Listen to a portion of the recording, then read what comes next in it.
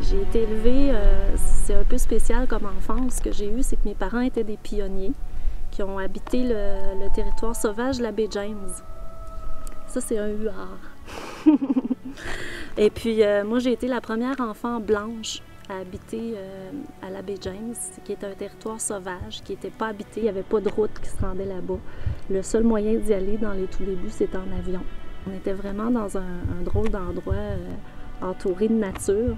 Bien, c'est sûr qu'en étant toute seule là-bas, dans les débuts, j'étais très jeune, mais il n'y avait pas d'autres enfants, il n'y avait pas d'école, il n'y avait rien. Fait qu'il y avait la nature, il y avait les aurores boréales, c'était vraiment mon passe-temps, était de me promener, d'observer la nature, de dessiner, de peindre.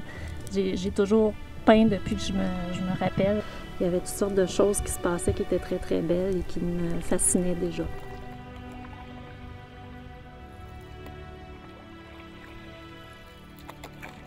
À l'âge de 11 ans, je faisais des paysages très, très réalistes, assez surprenants. J'ai eu un professeur qui peignait un peu à la manière de Rembrandt, qui faisait des clairs-obscurs, et c'est comme ça que j'ai appris à peindre. Quand moi, j'ai fait mes études à l'université en art, c'était très à la mode, l'artiste torturé, les corps déchiquetés, les choses très, très noires. Puis moi, je me suis un peu révoltée face à ça parce que moi, j'étais une personne qui fondamentalement voyait les belles choses dans la vie. J'aimais profiter de la vie. J'ai voulu sortir du genre de courant qui était à la mode. Pour moi, c'est important de véhiculer du positif.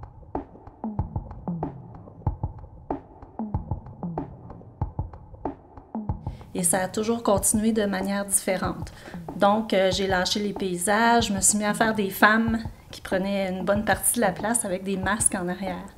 Après ça, il y a eu les nus et masques qui ont été très mélangés. C'était un paradoxe entre se mettre à nu et se cacher derrière un masque. Ensuite de ça, les femmes ont pris de plus en plus d'espace. Ensuite, j'ai intégré les couples. C'est souvent par rapport à ce qui se passe dans nos vies, hein, on ne s'en rend pas compte quand on peint. C'est très inconscient pour moi. Mais ça a beaucoup rapport avec ce qui arrive dans ma vie. Alors, ça a été les couples pendant très longtemps. À un moment donné, je suis partie avec les paysages bleus parce que j'habitais au bord de l'eau. Puis le soir, quand le soleil se couchait, c'était bleu, c'était tellement beau.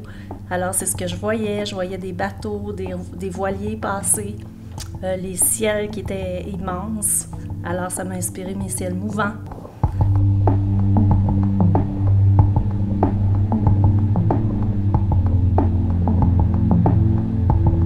Je m'inspire principalement des paysages de mon pays, de ma province, de ma région, qui est le Québec.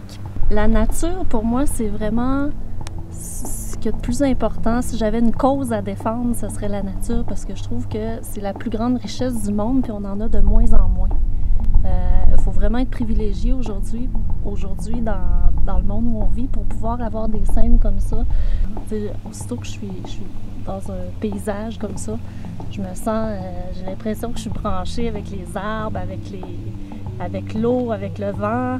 Je me sens vraiment dans l'environnement, dans cet environnement-là. Puis je pense que ça transparaît un petit peu dans mes peintures.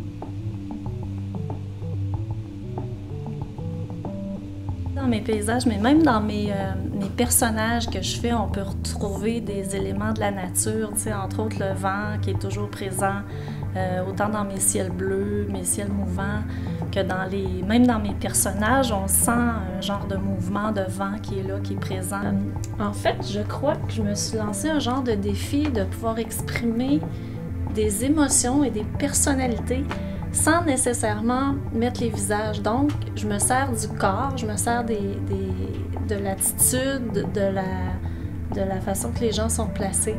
Puis si on regarde comme il faut mes peintures, on a l'impression que tout est relié.